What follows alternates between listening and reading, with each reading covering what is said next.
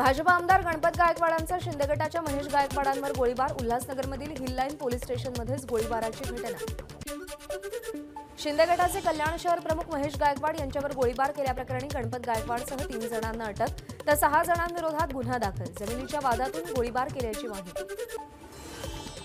सत्य लवकरच बाहेर येईल। गोळीबारावर कल्याणचे शिवसेना जिल्हाप्रमुख गोपाळ लांडगे यांची प्रतिक्रिया।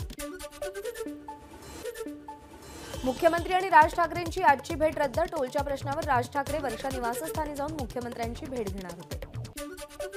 ठाकरे गटाचे आमदार राजन साळवी यांच्या कुटुंबियांच्या अडचणी वाढल्या। साळवींच्या पत्नी आणि मुलाचा अटकपूर्व जामीन जिल्हा सत्र न्यायालयाने फेटाळला। अटकपूर्व जामीन अर्जासाठी साळवींचं कुटुंब हायकोर्टात जाणार। कोकणातील दौऱ्यानंतर उद्धव ठाकरे राज्यभर दौरा करणार। प्रत्येक लोकसभा मतदारसंघामध्ये उद्धव ठाकरेंची सभा होणार।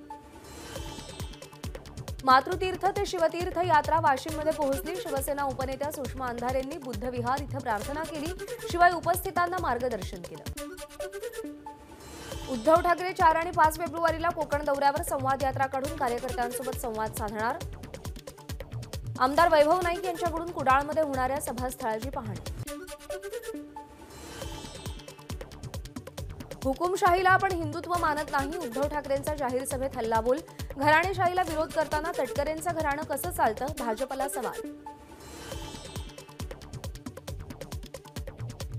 सत्ता गेल्यामुळे वैफल्यग्रस्त झाल्यानं ठाकरेंच्या मनात केवळ द्वेष भरलाय। हिंदुत्वाचा विचार पक्ष सगळं त्यांनी गमावलंय। हा कोकणचा दौरा म्हणजे नौटंकी असून ठाकरेंनी आता उरलेला पक्ष सांभाळावा। राधाकृष्ण विखे पाटील यांची टीका। उद्धव ठाकरेंची गटारगंगा सध्या रायगडमध्ये वाहते, मात्र 2.5 वर्ष घरी बसून कोकणातील लोकांसाठी काय केलं ते सांगा। भाजप आमदार अतुल भातखळकर यांचा उद्धव ठाकरेंवर पलटवार।